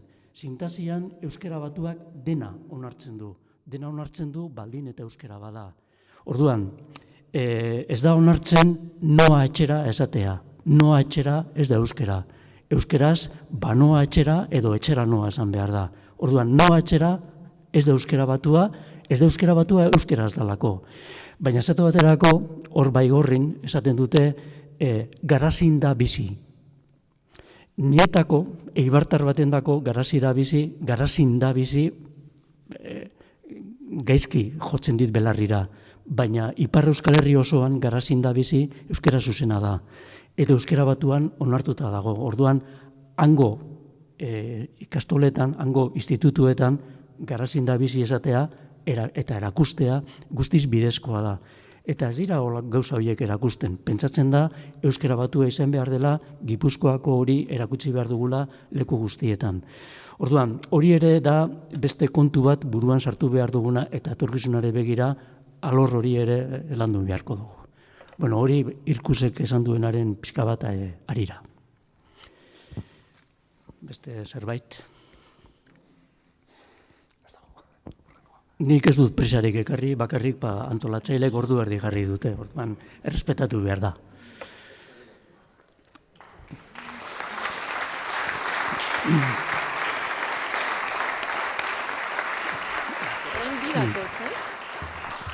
Gauza bakarra esan nahi dut, Auritza ez dut esango askotan etorri naizela, baina sarri bai etorri naiz, asko gustatzen zait, Aurizberri inguru hau oso polita da, baina gaur lehen aldiz, nire bizitzan lehen aldiz, konbidatua etorri naiz eta biziki eskertzen dut.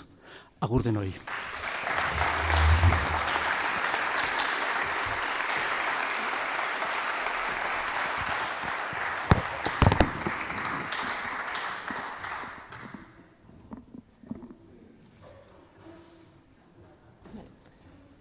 Mila esker, Koldo zuri, eta orain bikote bat izango dugu, Koldo Villalba eta Alberto Campo. Beraiek inguruko sekretuak ongi ezagutzen dituzten gidak dira, eta bereziki bunkerrak ardatz hartuta, ibilaldi batzuk antolatu dituzte. Ahora Koldo Villalba y Alberto Campo, que son guías que conocen bien los secretos de este entorno, van a hablar sobre una ruta que realizan en torno a los búnkers. Eta, bueno, a ver qué nos cuentan.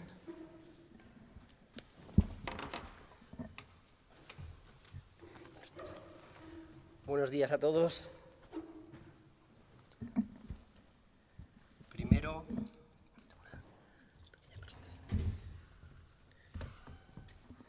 esto lo puedo coger así.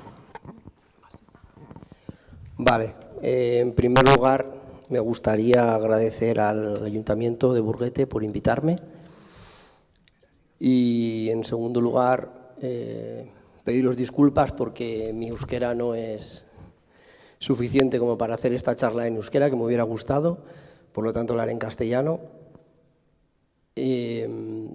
Deciros también que si no hubiera sido por una iniciativa que llevó a cabo el Ayuntamiento de Burguete, una labor de investigación que dotó de fondos para sacar a la luz o juntar toda la información o parte de la información que os voy a presentar ahora sobre toda la línea de fortificación del Pirineo, habría sido prácticamente imposible conseguirlo, porque tened en cuenta que mucha de esta información se tuvo que ir al Archivo Militar de Ávila para conseguirla, hacer una recopilación de toda ella a través de planos militares, etcétera, etcétera, en los cuales venía más o menos con una exactitud relativa dónde estaban cada uno de los búnkeres, y todo eso pues fue gracias a vuestro ayuntamiento, ¿vale?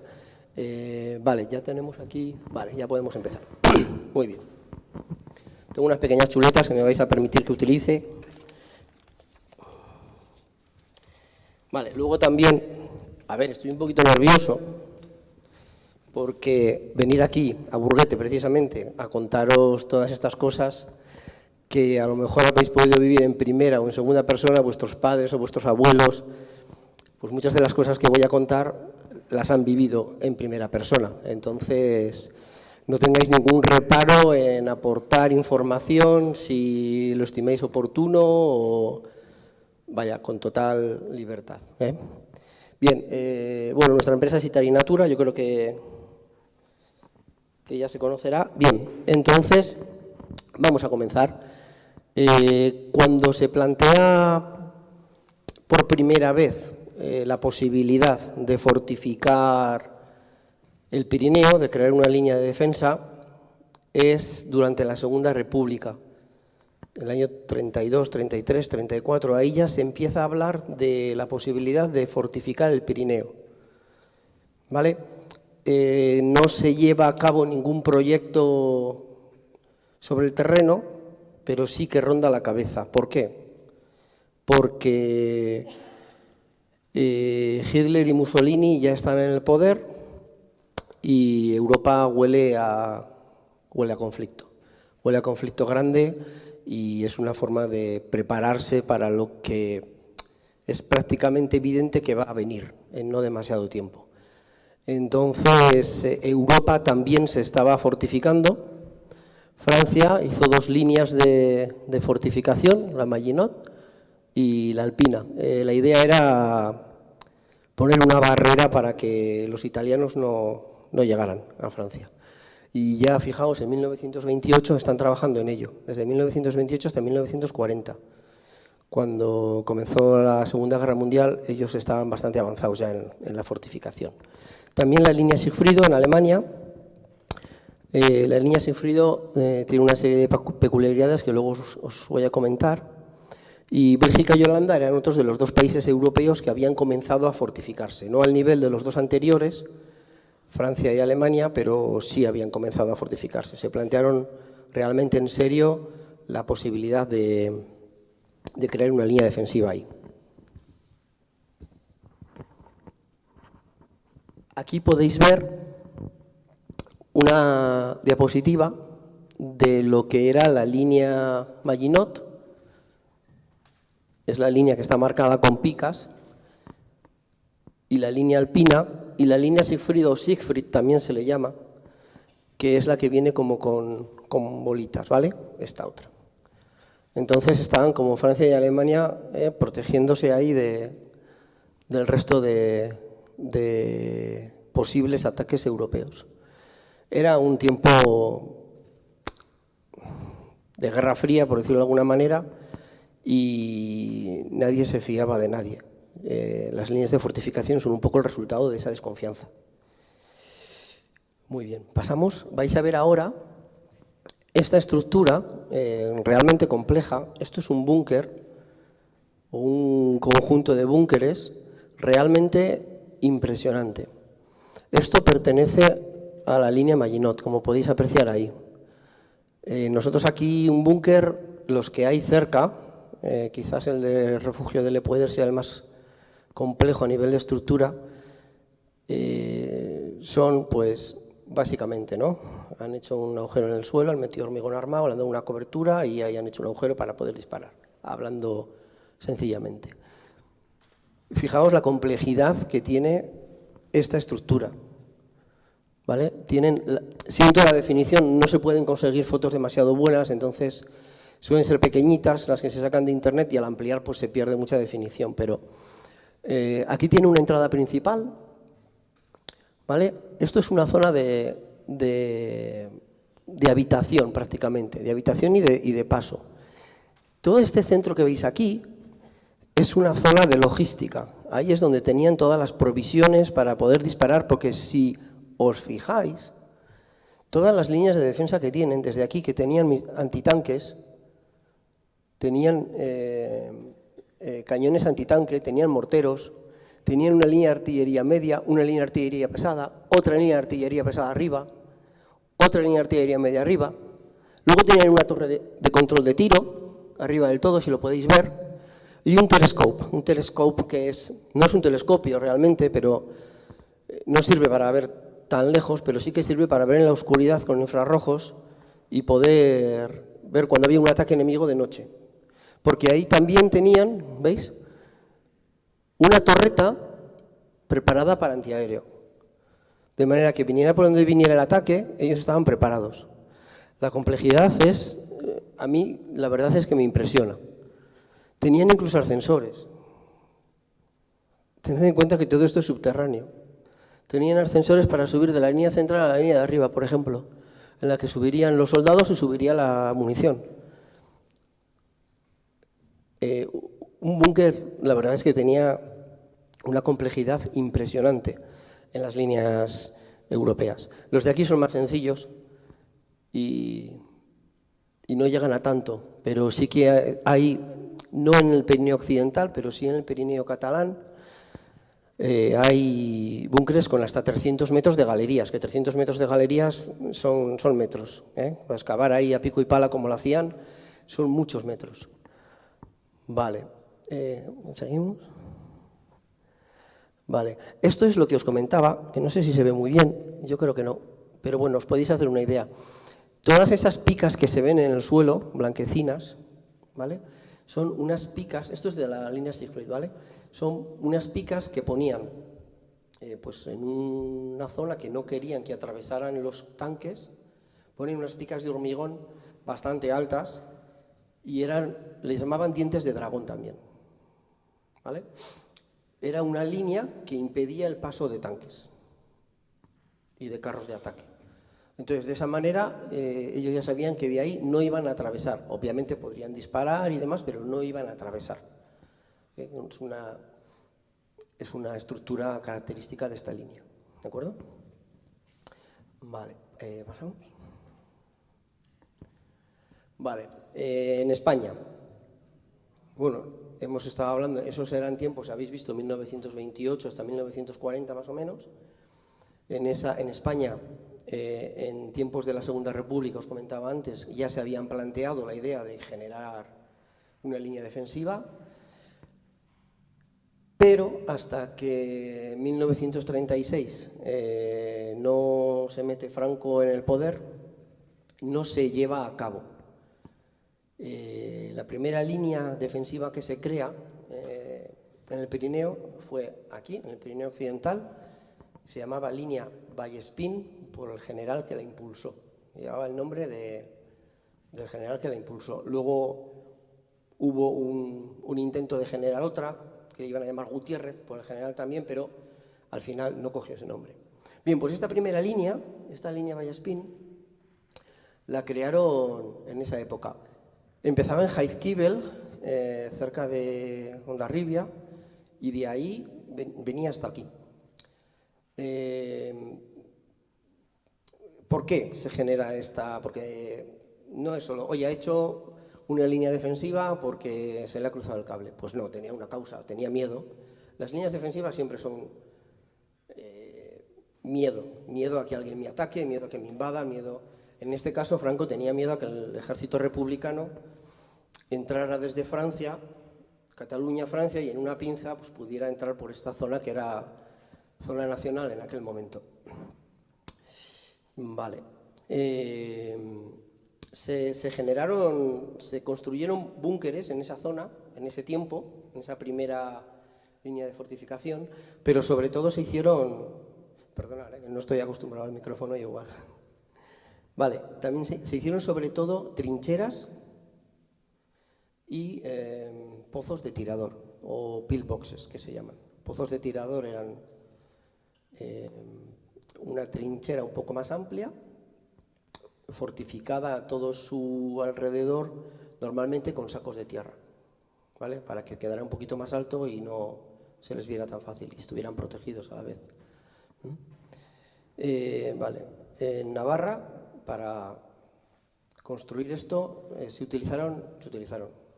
se echó mano de 13.000 prisioneros. 13.000 prisioneros republicanos y en toda la línea, desde Jaizkibel hasta aquí, unos 20.000. Muchísima gente, tened en cuenta que esto era todo trabajo manual, pico pala, pico pala. Hoy en día llega una máquina, lo que te hace un hombre o 100 hombres en 2 días, te lo hace en 2 horas o menos. Vale. Poner a toda esta cantidad de personas a trabajar de esta manera, en unas condiciones,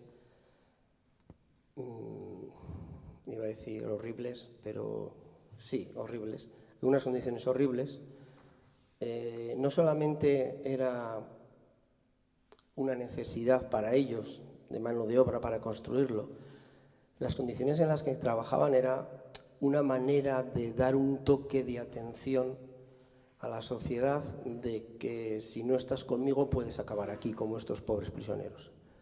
Entonces era una forma de tener a la gente controlada o asustada de alguna manera para que fuera más manejable.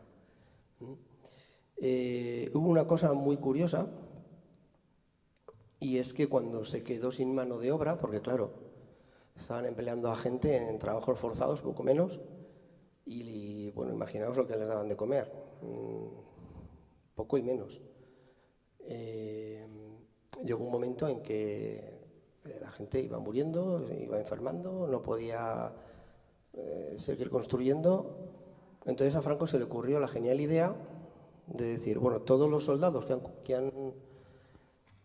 han cursado el servicio militar en tiempo de la República, ese servicio militar que hicieron entonces, no es válido. tienen que volver a pasar la mili. Fue la manera de conseguir mano de obra barata no, gratis, de todos esos milicianos que habían tenido que volver a hacer la mili porque no se la contaban. Curioso. Vale. Toda esta gente, bueno, había prisioneros, también había soldados, como este caso. Eran muchísimos, eran miles, como podéis ver. ¿Dónde se alojaban? No tenían barracones, pues se alojaban en las casas de la gente del valle.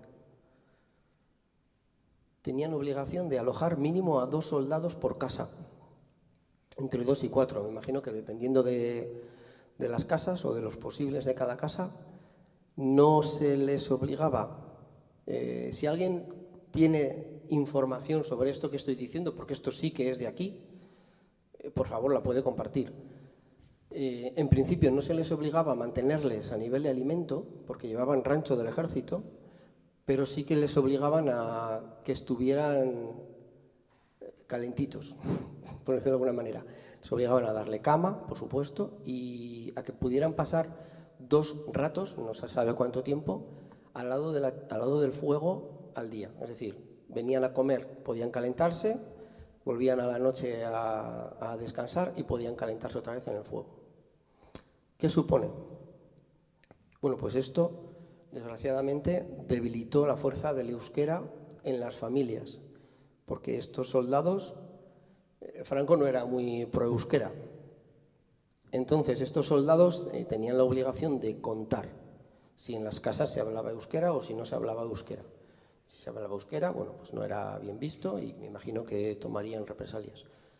Es verdad que no estaban todo el día en las casas, pero el tiempo que estaban ejercían una especie de control sobre ello. Y que se pierda un idioma en la familia es el principio del fin prácticamente de ese idioma, ¿no?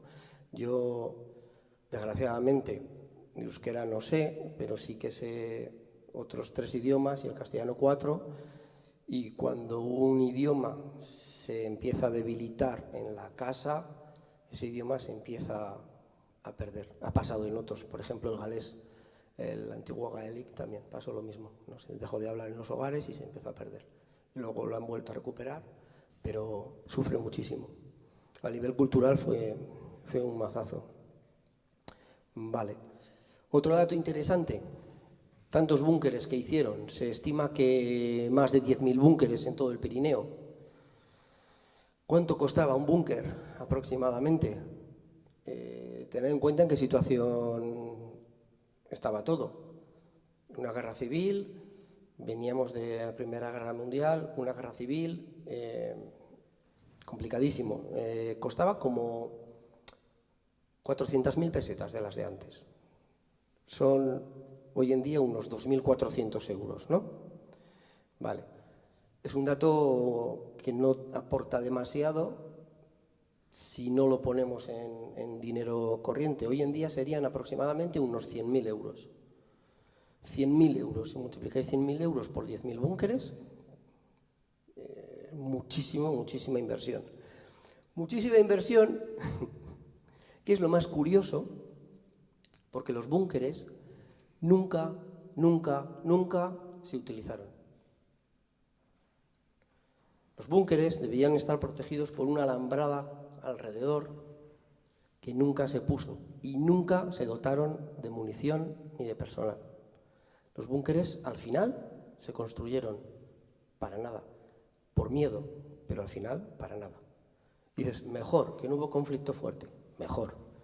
Pero imaginaos la inversión que se metió en ese momento cuando la gente estaba pasando hambre y necesidades.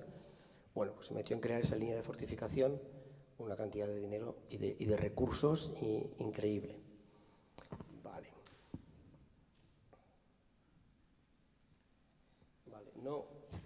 No construían solo búnkeres, claro. Hoy en día podemos acceder a ellos relativamente fácil, pero antes tenían que construir las pistas, los caminos para llegar, todo a pico y pala, 13.000 personas pegando ahí picos y palas todo el día. Vale. Muy bien, en Navarra se crearon 57 puntos de resistencia. ¿vale? Con todo este trabajo, 57 puntos de resistencia. Cada punto de resistencia tenía obviamente una serie de búnkeres y estaban ubicados de manera que unos se protegían a otros, ¿vale? Si uno estaba apuntando allí, pues tendría otro para allí y otro para allí que cubrirían su retaguardia y de esa manera conseguían o habrían conseguido seguridad. Muy bien. Vamos a pasar, por favor. Gracias. Muy bien, el tiempo avanza, la guerra civil continúa, termina la guerra civil, qué bien, pero en unos meses empieza la Segunda Guerra Mundial, qué mal.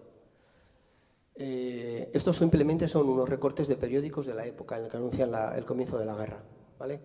Aquí habla de las tropas alemanas invaden Polonia, los nazis bombardean Varsovia, en fin. Este es un periódico de Los Angeles Times, ¿vale? Por curiosidad, esto lo digo por curiosidad. ¿Puedes pasar otra, por favor? Vale. Y este es otro periódico en el que habla, pues bueno, este es europeo, de que Francia e Inglaterra están en estado de guerra con Alemania, ¿vale? Curiosidades. ¿Cómo nos pilla a nosotros? Pues a pie cambiado. España está a pie cambiado. España está debilitadísima por todo lo que ha sucedido en la guerra civil. Además, la guerra civil, a mí esto me da muy mal rollo hablar de la guerra civil. Me parece todavía que es que está muy cerca. Y yo no la he vivido, pero mis abuelos sí la vivieron y me contaron cosas y demás. En fin, es como muy fresco y siempre levanta un poquito de emoción, ¿no? Vale. Pues vamos a pasar otra. En la Segunda Guerra Mundial había tres problemas o tres causas que le provocaban inseguridad a Franco. Primero, la posibilidad de una invasión alemana. ¿Por qué? Bueno, hay que decir que en la Segunda Guerra Mundial España realmente u oficialmente no se definió por ningún bando, oficialmente digo, La invasión alemana tenía problemas con eso porque Hitler quería Gibraltar, porque era un punto estratégico muy importante. Entonces tenía miedo que entrara y arrollara toda la península. De hecho, hubo un destacamento de 35.000 soldados en Po esperando la orden para entrar. Sucedió que mientras esperaban, Hitler gestionó muy mal el frente ruso y los rusos les estaban dando pal pelo porque estos llegaron allí prácticamente muertos. Los alemanes llegaron prácticamente muertos. Una labor de logística nefasta y llegaron sin energía, sin hambre, frío, sin material. Bien, y tuvieron que mandarlos allí de refuerzo, pero si no, es muy posible que hubieran pasado la frontera, esos 35.000 soldados, y habría pasado por lo que temía Franco. Otro problema que tenía problemas de un intento de entrada de los maquis que estaban en Francia exiliados y que pudieran intentar entrar aprovechando el desconcierto que había en la época. Y por último, una invasión de las fuerzas aliadas. La que menos le preocupaba realmente era de los maquis, pero sí estaba muy preocupado por la posible invasión de Hitler, porque ahí sí que veía que había un peligro real. Bueno, pues en 1943 se impulsa de nuevo la construcción en masa de toda esta fortificación del Pirineo. Se crea la línea Gutiérrez, que no se llegó a llamar Gutiérrez nunca, pero el general que la impulsaba se llamaba así, y se terminó llamando Fortificación del Pirineo, ¿vale? A través de la Junta de Defensa del Pirineo, aquí del Pirineo Occidental, ¿vale? Entonces, cambio de nombre y se quedó con eso, Fortificación del Pirineo. Vale. Muy bien, nos quedamos en esta diapositiva. Todo ese conflicto, obviamente, ¿qué genera? Todos los conflictos generan gente desplazada, o bien exiliados, o bien desertores, o bien huyendo de la muerte en los campos de concentración. Aquí aquí se generaron miles de refugiados que intentaban atravesar la frontera de Francia con España. Principalmente eran aviadores británicos caídos en combate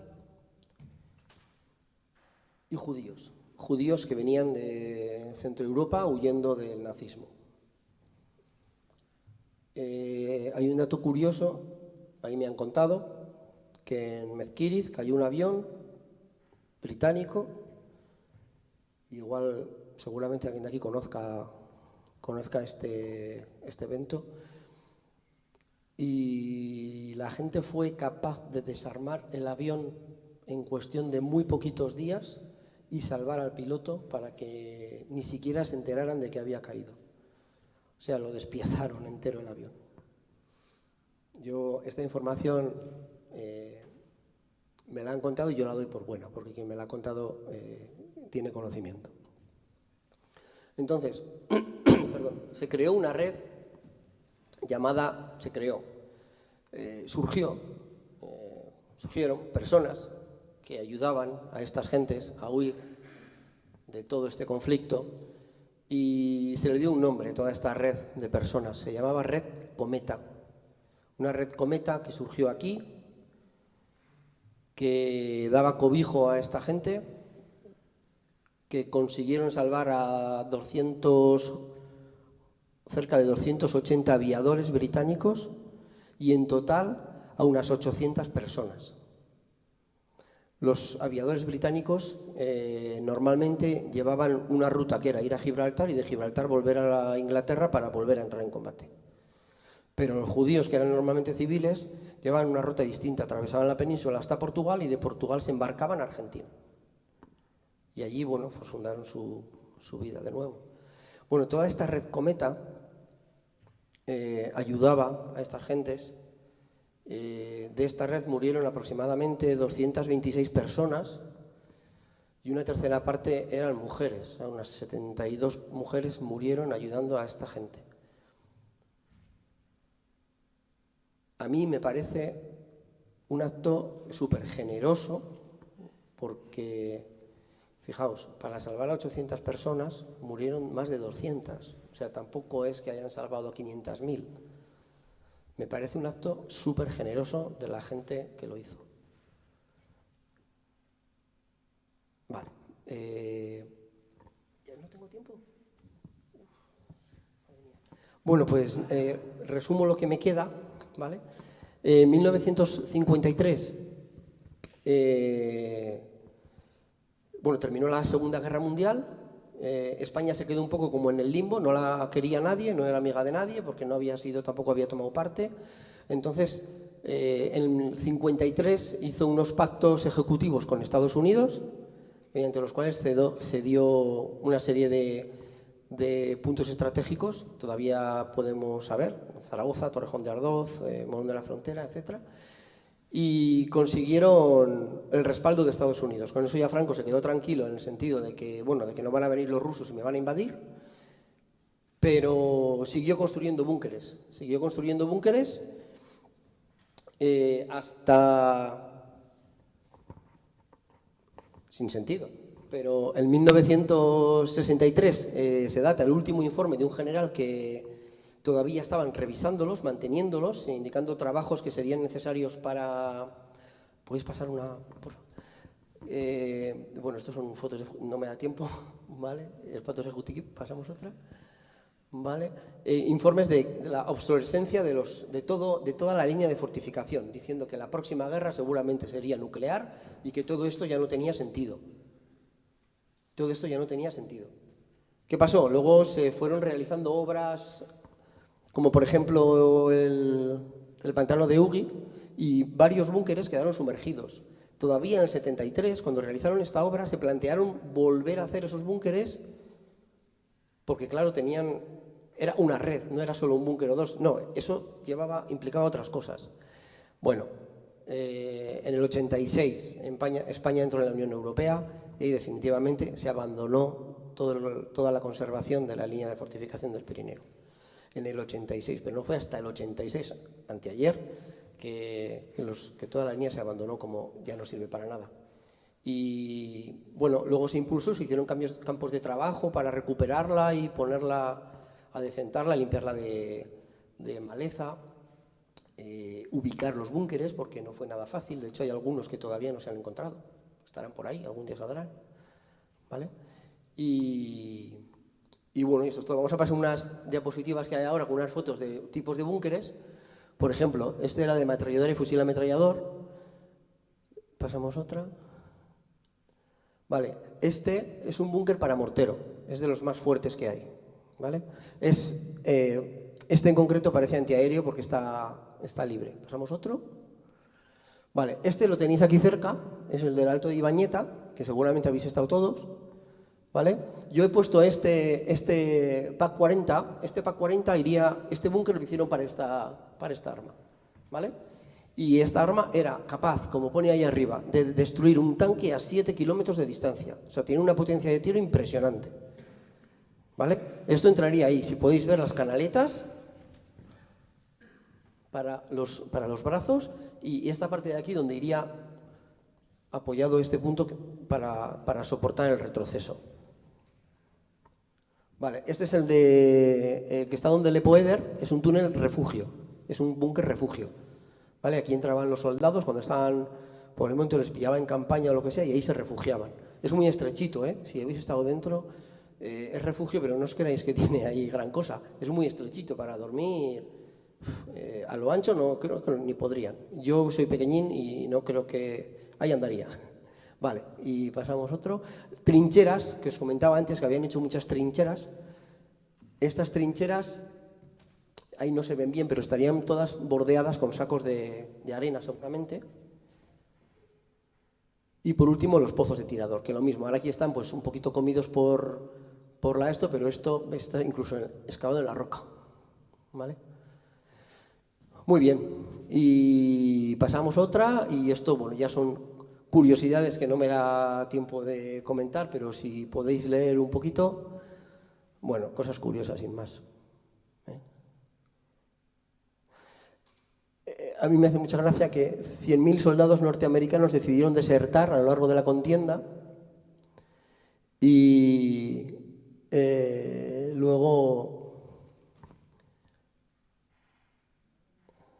hay una muy curiosa. Me voy a bajar que no veo.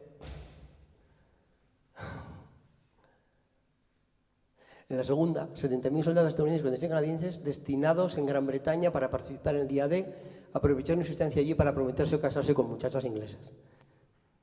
Es una buena forma de unir lazos. Vale, y bueno, ya está. Con esto terminamos. Gracias por asistir. Si queréis preguntarme algo...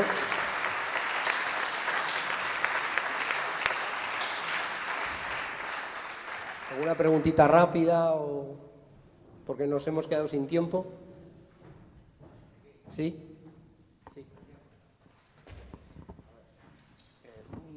Una puntuación.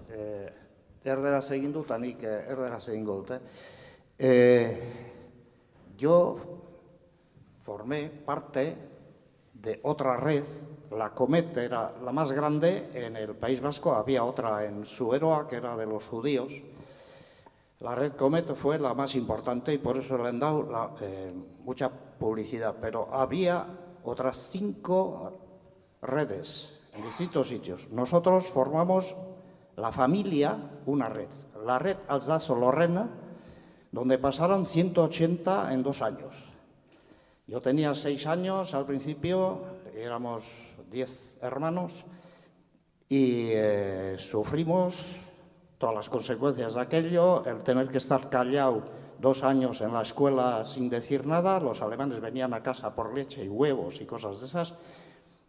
Pasó con Rufino Jauregui, que era un guipuzcoano, era el que pasaba, el jefe de los pasantes, pasó un alemán desertor, que él tuvo sus piques al principio de cómo hacerle pasar y tal, dormían en la borda de nuestra casa y después pasaban por Cambó a Urdaz y de Urdaz iban a Miranda de Ebro o si no iban para Gibraltar. pero durante 2 años se escondieron 180 en la borda. Y quiero decir que la red Comet cobraron todos. Al final de la guerra pagaron los franceses y los americanos.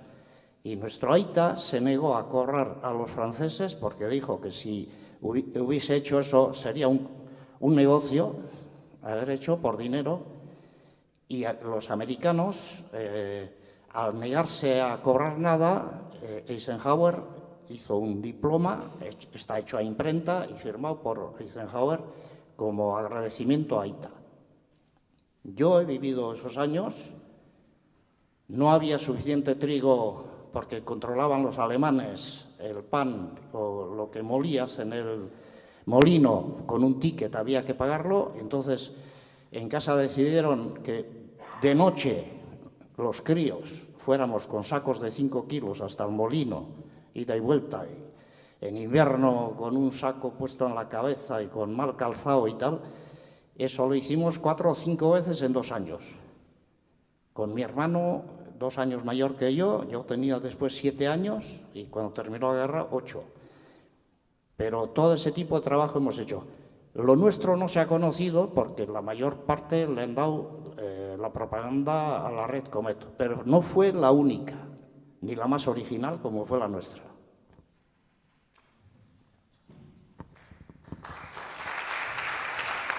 Muchísimas gracias, porque esto quizás no está en la literatura y esto es lo que más vale.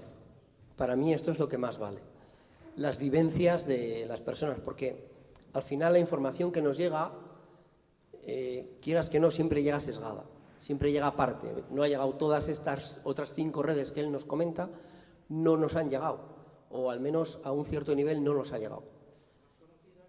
Claro, llega la más conocida pues porque tuvo más volumen o demás, pero realmente hay mucha historia que no nos llega, que está ahí y que la gente que la ha vivido es quien más puede aportar.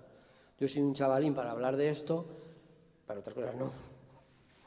Pero todos estos testimonios de la gente que ha estado ahí, que lo han vivido ellos, sus padres, incluso, como él decía, en propias carnes, pues para mí es lo más interesante de todo. Yo he hecho lo que he podido, espero haberos aportado algo de... Bueno, no tanto la ruta de los búnkeres, que os invito a hacerla, almorzar bien, porque hay que subir mucho, pero haberos dado igual un poquito de contexto histórico, social de la época, de por qué se construyó toda esa línea, que al final no sirvió para nada.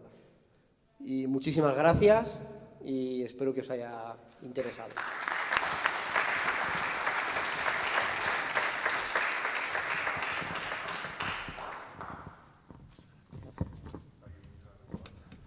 A ber, orain nahi duzu daukagu ordu erdi bat kafetxo baterako hor izango duzue. Digo que tenéis media hora para un café. Los que queréis quedaros a comer, luego les deis el nombre o preguntáis, hemos organizado. A ver cuántos os quedáis y cómo lo organizamos. Eta gero ordu erdi ez 12 hemen berriro egongo gea, bale? Hor daukazue, aukera baita ere liburu batzuk erosteko, baina batez ere hori bazkariarena gelditu nahi dezutena, hor, a ber nola egiten dugun. Eskerrik asko.